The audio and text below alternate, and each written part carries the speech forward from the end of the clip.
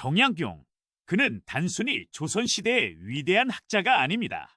그의 철학 속에는 여성들 간의 인간관계를 어떻게 정의할 것인가에 대한 중요한 메시지가 숨어 있습니다. 여성들끼리의 갈등, 질투, 경쟁 이런 감정이 인간관계에서 일어나는 건 어쩌면 너무나 자연스러운 일이지만 그 속에서 우리는 정약용의 사상을 통해 중요한 교훈을 얻을 수 있습니다. 오늘은 그가 강조한 상호 존중과 협력의 철학이 어떻게 현대 여성들 간의 관계에 실질적으로 적용될 수 있는지 이야기해 보겠습니다. 첫째, 정약용의 철학, 인간관계의 시작. 정약용의 사상에서 중요한 핵심 중 하나는 바로 인간관계에 대한 깊은 통찰입니다.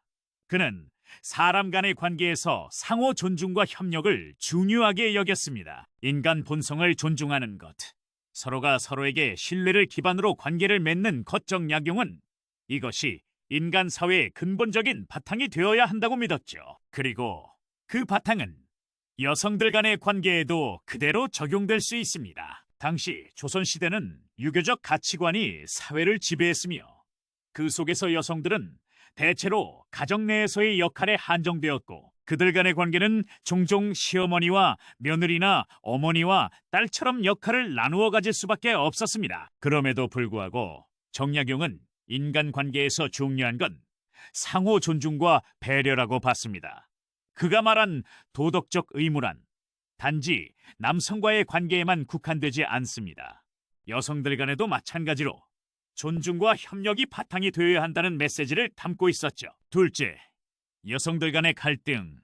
그 해결책은 현대 사회에서 여성들 간의 갈등은 그 어느 때보다 심각하게 드러납니다. 사회적 압박, 직장 내 경쟁, 가족 내 역할 갈등 이런 문제들이 서로를 미워하게 만들고 때로는 질투와 시기라는 감정을 부채질하죠. 하지만 정약용이 강조한 협력의 철학은 이런 문제를 해결할 수 있는 중요한 열쇠를 제공합니다. 그가 강조한 상호 존중과 배려는 단지 남녀의 관계에서만 유효하지 않습니다. 여성들 간의 관계에서도 이 원칙이 실현될 수 있다면 경쟁보다는 협력, 질투보다는 공감이 먼저 나오는 관계가 될 것입니다. 예를 들어 직장에서의 경쟁이 아닌 서로의 성장을 돕는 관계로 발전한다면 더 이상 갈등은 남지 않을 것입니다. 셋째, 정약용의 가족 내 여성 역할. 정약용은 유교적 사회 구조 안에서 가족을 매우 중요한 사회적 단위로 보았습니다. 그는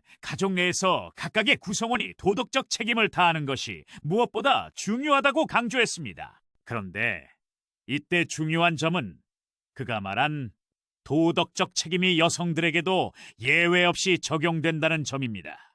그 당시의 여성들은 주로 가정 내에서 역할을 맡았지만 정약용의 철학은 여성들이 도덕적 책임을 다해야 한다고 본 것입니다. 그는 어머니와 딸, 시어머니와 며느리 간의 관계에서도 서로 존중하고 도와야 한다는 원칙을 적용할 수 있었을 것입니다. 사실 그가 남긴 많은 사상들 속에서 여성의 역할에 대한 구체적인 언급은 적지만 그의 도덕적 의무와 가족 내 책임을 강조한 사상은 그들 간의 상호 존중과 배려의 중요성을 더욱 강조하고 있죠.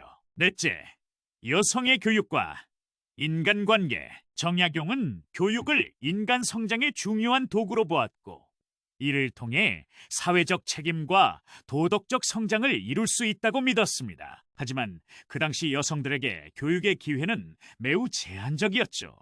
그럼에도 불구하고 교육을 통한 자기 수양은 정약용 사상의 핵심이었습니다. 현대 사회에서는 여성들에게도 교육의 기회가 많이 주어지고 그 기회를 통해 여성들은 자신의 도덕적 성장과 사회적 역할을 확립할 수 있게 되었습니다. 이런 교육적 배경을 바탕으로 여성들 간의 협력과 상호 존중의 관계를 만들어 나가는 것이 바로 정약용이 강조한 도덕적 가치의 현대적 해석이라고 할 수 있습니다. 다섯째, 현대 사회에서의 여성들의 인간관계. 정약용의 사상은 오늘날에도 여전히 유효한 메시지를 전합니다. 현대 여성들이 겪고 있는 사회적 제약이나 직장 내 경쟁을 해결하는 데 있어 그의 사상은 중요한 교훈을 제공합니다. 그가 강조한 협력과 상호 존중의 원칙은 여성들 간의 건강한 소통과 공감을 바탕으로 한 관계 형성에 매우 중요한 역할을 할 수 있습니다. 여성들 간의 관계에서 겪는 갈등을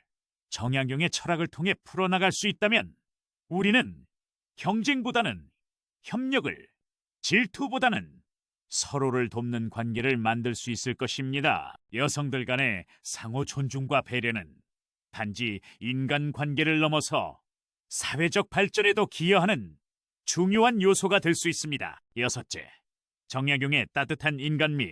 정약용은 유배 생활 중에도 많은 사람들에게 따뜻한 인간미를 보여주었습니다. 그가 보낸 편지들 속에는 정직과 배려, 도덕적 의무를 실천하려는 그의 의지가 묻어 있습니다. 그는 자신이 처한 상황이 아무리 어렵더라도 인간관계의 기본인 배려를 잃지 않았습니다. 이런 정약용의 인간적인 면모는 오늘날 여성들 간의 관계에서도 중요한 메시지를 전달합니다. 진정성과 배려가 바탕이 되는 관계라면 갈등을 피할 수 있을 뿐만 아니라 상호 간의 신뢰도 쌓일 것입니다. 오늘날의 여성들 간의 관계에서도 정약용이 강조한 도덕적 의무와 상호 존중을 실천한다면 더욱 건강하고 의미 있는 인간관계를 맺을 수 있을 것입니다. 정약용의 사상 속에서 여성들의 인간관계는 단순한 일상적인 관계가 아니라 서로를 배려하고 돕는 관계로 거듭날 수 있다는 중요한 교훈을 얻을 수 있었습니다. 그가 강조한 협력과 상호 존중의 원칙은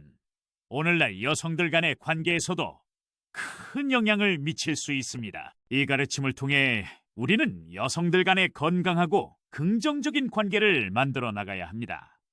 그렇다면 여러분은 오늘부터 어떤 관계를 만들고 싶나요?